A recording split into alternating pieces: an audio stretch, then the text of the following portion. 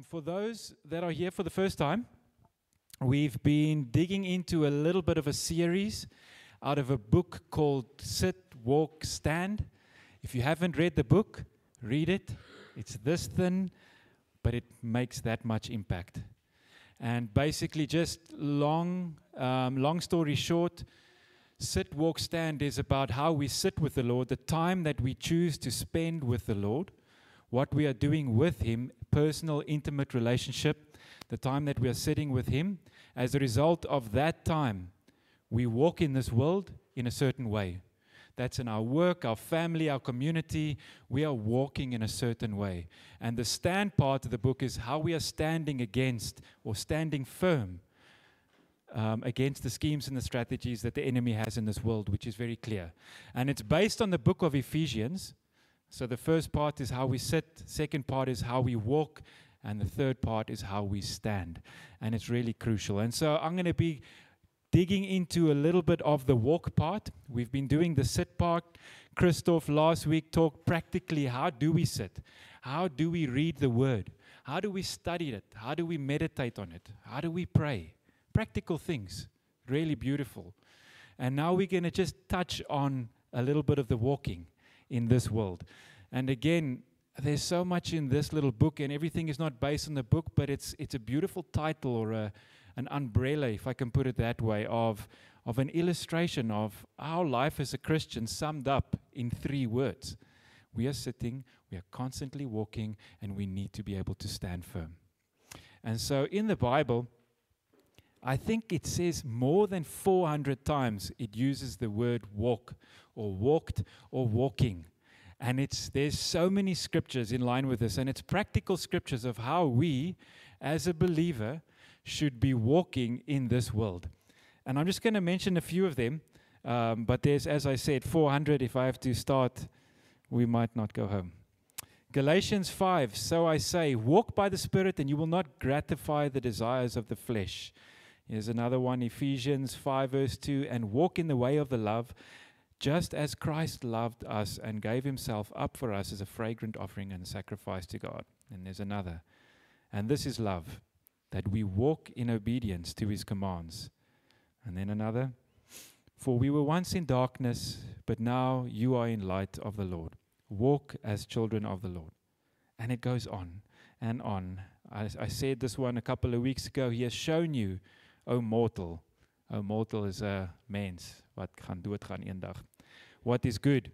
And what does the Lord require of you? To act justly, to love mercy, and to walk humbly with your God. I think we've heard this one 1,000 times. For we walk by faith, not by sight. And so the list can go on of all the scriptures highlighting how we as children of God should be walking in this world. But for some other reason, church culture in the Western society most of the time has seen church and church activities. Now, I've got to be very careful here, so please. But church and church activities as an extra project or an extra work or an extra box in our lives. And today I want to just kind of maybe just help us with our thinking to saying we as a believer or us as a church is not going to get involved in too much church activities, but rather us as a church is going to be a church in the midst of our everyday life. And I'm going to illustrate it with a bit of a diagram, and I hope it's going to make sense.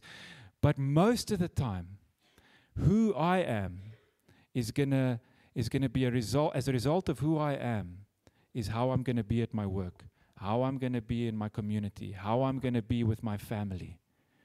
And somehow there's come this little bit of a twisted idea of, okay, but I've got my work, I've got my community, I've got my family, some of us have got hobbies, but then there's this another box called church or church activities. And I don't know if that's so biblical. Maybe, Annalisa, can you just put on a slide? I know it's not clear. I know it's a little bit fuzzy. It's really just to give you an idea, and I'm going to explain it once it comes on the screen. Annalisa? And so it's just basically saying there is spheres or everyday things in our life, the things that we do every day. And these things are the areas that we walk in every day. And how are we walking in it? And so I really want to encourage us that most of us, and maybe it's not everyone and all the time, but most of us have family. We are working in some capacity, way or shape or form. There's a community around us, and that's the way that the community is the people outside ourselves, the people that we engage with, whether it's sports at a school, whether it's pick and pay, shopping, whether it's cell group or home group or small group. And there's coffee shops. There's one around the corner. There's all just joking. So, excuse it, you can't see it. Yes, family, community, hobbies, work. Some of us don't have that, that's fine.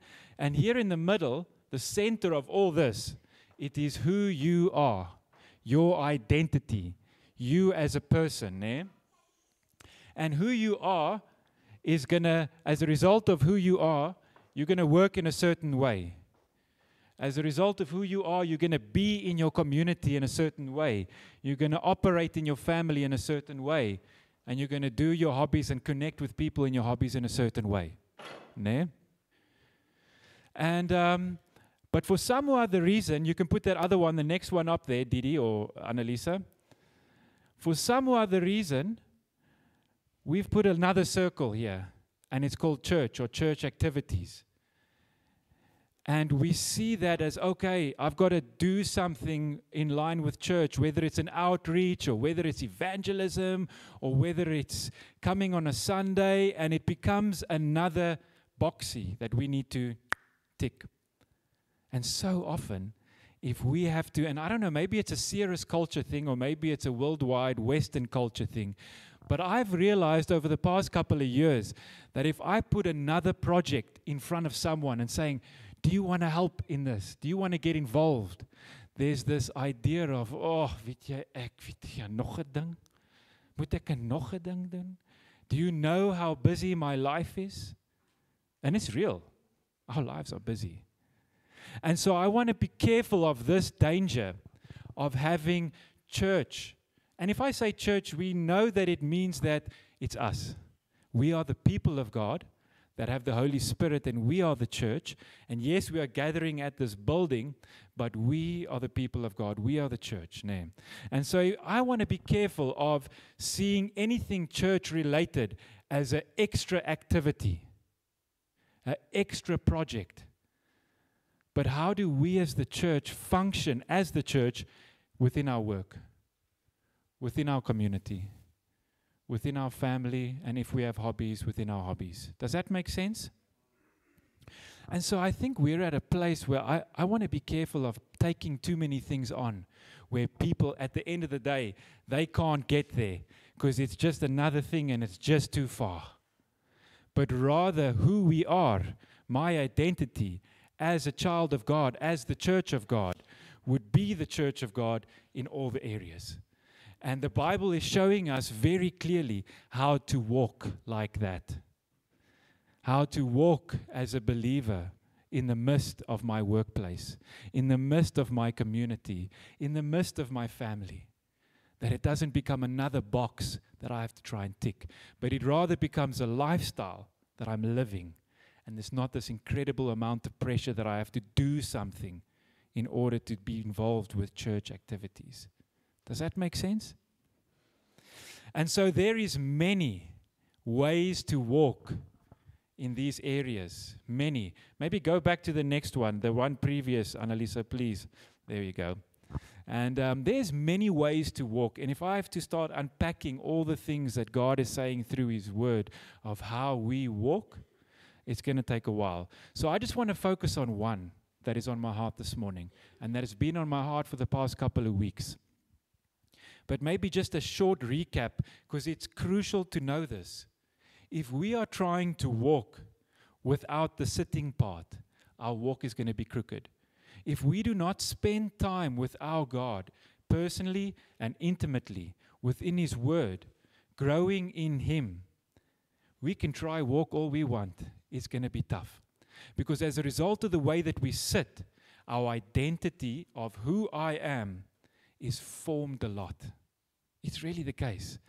There's studies that show that this part is not formed so much, if you're a child of God anyways, if you're a believer, that this part, your identity, is not so much formed by what you do, but it's formed by who you are in Christ. Your time with Him. And who you are is going to influence all those other spheres. But unfortunately, there's this idea that what I do determines who I am. And that's a danger. And we don't want to be there. Nah? We want our identity to be founded and formed and established as a result of this relationship with this incredible Creator. That's what we desire. And so again, there's many ways to walk in these areas, but I want to focus on one. And it's probably the most prettiest one for me at the moment, and maybe that's why God has been speaking to me about it. And it's probably the one that is lacking a lot in a very busy, full-paced, full-blown society where there's a lot of stuff happening, a lot of things to do. And I'm going to read a couple of scriptures first to show us this is what God did. This is how He walked. And then I'm going to read one to see, okay, but as a result of how He walks, He's asking us to become like Him. This is how we can walk. And the first one is really, really pretty. I read it this morning. It's in Psalm 139, 1-4. So if you have your Bible, please grab it. And if you don't have your Bible, I really recommend coming to church with your Bible. Just highlight a couple of things. And don't feel bad if you didn't bring it now. It's really okay. My vrou het ook nie 'n Bybel by nie. She's supposed to be an example.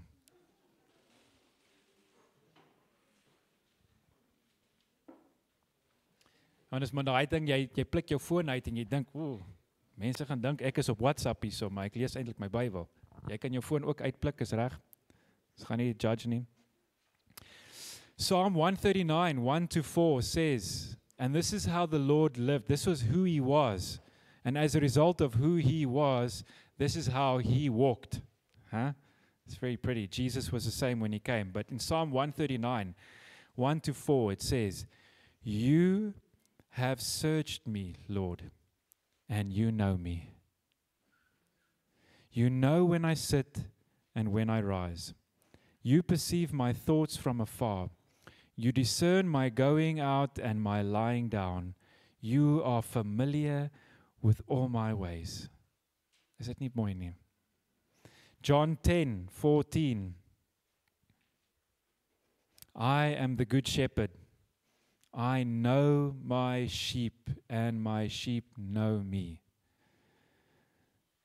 And then the last one that I just want to highlight here of how Jesus did it, how God did it, how He walked. And there was many areas the way that He walked, but again, I just want to focus on one. And hopefully we can grow in this area. Luke 12 from verse 6-7. He's talking about the sparrows and that He knows every single sparrow that falls or every single bird that falls. He's saying that He knows that. And then He continues and He says this, Yet not one of them has been forgotten by God, the sparrows that He's talking about. Indeed, the very hairs on your head are all numbered. Don't be afraid. You are worth more than many sparrows. And so through so many scriptures, I kind of found out or tried to sum up how many scriptures there was around how God knows you and He knows me. He's got enough time to get to know you and to get to know me. That first one, you have searched me, Lord, and you know me. I have realized that I have seen many of you over a long period of time, and I still don't know you. I don't know the names of your children. I don't know what you are struggling with. I don't know what your joys are. And so in a Western culture, relationship can often be pushed aside because we need to do a bunch of things. And yes, we need to work and we need to do. and it's crucial. It's beautiful. But the Lord says something here that I hope that we can get right. How do I get to know those in my spheres the way that Jesus knows me? How would I, in my workplace, get to know my colleague in such a way where I would know his children's names, I would know what he's going through, where his ups and his downs, his struggles and his joys, that I would be able to have compassion and walk with this person in such a way? I'm going to get a little bit further into detail, but I'm going to read this scripture that's in Romans 12 from 9 to 18. And I'm going to read the whole thing for the sake of context, but I just want to focus on one little point there. So let's read from 9. Love must be sincere. Hate what is evil, cling to what is good. Be devoted to one another in love. Honor one another above yourselves. Never be lacking in zeal, but keep your spiritual fervor serving the Lord. Be joyful in hope, patient in affliction, faithful in prayer. Share with the Lord's people who are in need. Practice hospitality. Bless those who persecute you, and bless and do not curse. And this is the one that I want to highlight, and it's actually such a simple thing that we've heard over and over. Verse 15. Rejoice with those who rejoice, and mourn with those who mourn. There's something in this scripture that says, I need to know you in order to do this. And do we do that? And if you had to look at the person next to you, would you be able to say, I ken daai een. I know this family member. I know their children, and I know what their children's going through. And I would be able to celebrate with them, or I would be able to share in their struggle. And if we are lacking in this area, then we need to grow in this area. And it goes on. Live in harmony with everyone. Do not be proud, but be willing to associate with people of low position. Do not be conceited. Do not repay anyone for evil. Be careful to do what is right in the eyes of everyone. And if it is possible, as far as it depends on you, that means us, me, you, as far as it is possible, live at peace with everyone. And so there's just this one thing that I want to bring to our attention as a congregation. And if you're visiting and you're not part of a cell group, that's really okay. It's also part of the word. But us, that is part of this family. I think that we can grow in this area of knowing one another intimately. The way that the Lord desires to know me and you. He says, you have searched me, Lord, and you know me. There's this, you have searched me. There's an effort in saying, I'm going to search you, Herman, and I want to get to know you. I want to get to know your children, and I want to get to know what your children are going through and what they're enjoying and what they're struggling and what you're enjoying and what you, so that I can rejoice when you are rejoicing, and that I can mourn when you're going through a struggle. And there's an incredible knitted together family when we are able to do that. And so yes, in a church family we need to do that. But can you imagine walking into the Pick n Pay community outside? So how we engage with people outside ourselves. Can you imagine? Because Ceres is a small town and it's possible to do this still. I've gone to Pick n Pay or Spar, and and I've often stopped at the same lady at the till, and I've seen her over and over and over. Now imagine, I had to stop and say, hey. I don't have to ask her what her name is, because normally it's there. Sometimes I can't always pronounce it, but I try. And say, Yachma, how are you today? Yeah, do you have children? Are you from Ceres? What are you up to? And maybe if you had to do that for 3 years, how would she see you when you walked in? It's him. The guy that knows me. The person that cares. The one that has searched me. And what would that person experience at the end of the day? Something of God. Because most of the time, God chooses to use His people to display Himself. His church, His body. Is dit nie mooi nie? And so may we learn this art in a very Western, rushed, paced, box-ticking culture to just stop for a moment and get to know our people. It's really that straightforward. Get to know julle wat paddle speel, hobbies, mountain biking, running. Do it. Gooi, go, dis lekker. But maybe just on your way while you're doing it, try search that person out and get to know them. Your family. Your families are busy. We don't always have time to search our children, to find out how our mother is going or how our brother is going or how our relationships inside our families is going. Ask me. It's a challenge, especially when they are very scattered and very diverse. But the Lord says He's got time for you. So surely we should make time to search as well. In our workplace, your colleagues is probably the best place to be a fragrance. A fragrance is this aroma. This is the best place to not preach to people. And if you want to preach and the Lord leads you to that. But often people sê, die ou wil net preek vir my en hy wil net sê wat ek moet doen en nie doen nie en hy. Imagine we could, in our workplace, in a subtle, loving, authentic, real way, search the people that we are working with. Really get to know them. And rejoice with them when they are rejoicing and mourn with them when they are mourning. There's something of this that's on my heart for our family. And I think we can grow in it. And I think if there's one thing that the enemy is trying to do in a very fast-paced environment is to take all this away and just say, jy moet net aankap, broer. Jy moet net sterk staan. Jy moet net, as jy nou vir mense vrou, gaan dit. Ja, dit gaan. Huh? And yes, it's busy and it's full and it is, and that's fine. But in the midst of our busy, in the midst of our everyday, may we search people and walk in such a way that expresses something of our God. And not think that this way is another little box that I have to put here somewhere. Because you don't. We can live it out in the midst of our everyday. And that's what we really desire. And how do we do that? Well, it starts by sitting with God, asking Him for help. He says that He will give grace. So grace, as I mentioned a couple of weeks ago, there's a few forms of grace, if I understand the Bible correctly.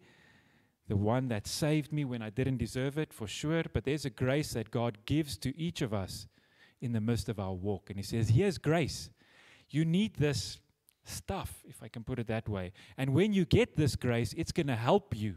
It's going to enable you to walk in such a way where you will be able to do it.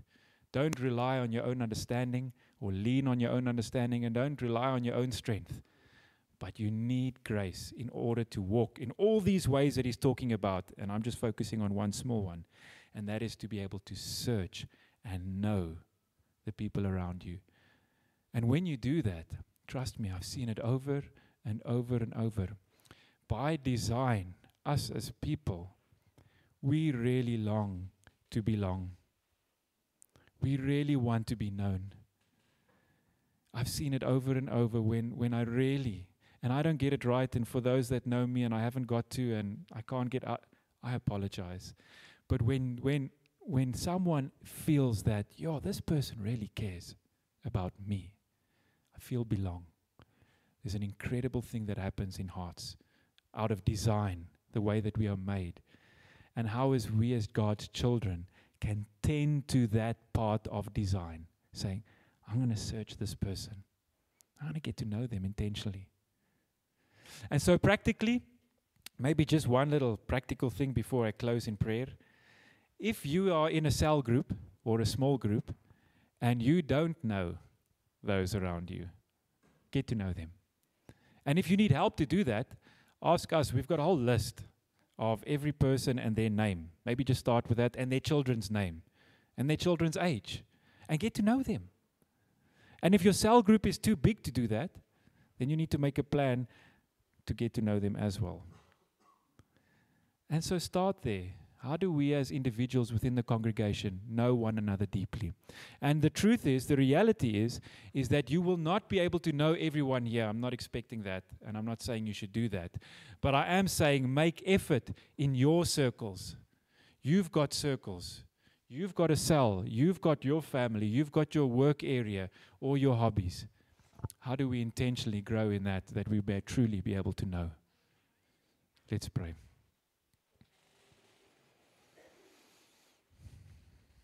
Yeah, Lord Jesus, thank you that you search us, that you really know us, that you know every single hair on our head, that you know us deeply, our coming and our going, our sitting and our standing, that you know our struggles and our heartaches, and you know our joys and what excites us. You know what makes us tick. You know how we have been put together, our talents, our skills. You know every single area of us. And thank you that you've shown us how to do that. Thank you that you are the example, and that all that we need to do is be led by you and have your grace that helps us to do the same, to walk in such a way, the way that you walked in the midst of our spheres, our areas of life. And we really ask for your help this week, that we would intentionally make a bit of effort to get to know the people around us, to build relationship, to get to know who they are, what they like, what they don't like. And that we'd be able to express something of your love, this love in action, as the Romans says, in the midst of our everyday. From Monday to Sunday, wherever we're going, that we don't have to see church as another activity or another box to tick, but that we could live church, live as the body of Christ in the midst of our everyday. We really need your help in this, Lord. And thank you that the finished work of the cross is enough, that has given us everything that we need, and that your Spirit within us will lead, comfort, guide, direct, and everything that we need to live and to walk according to your ways. Yeah, thank you that I can pray this in Jesus' name. Amen. Amen. Dankie julle. Go and search people. They need to be searched.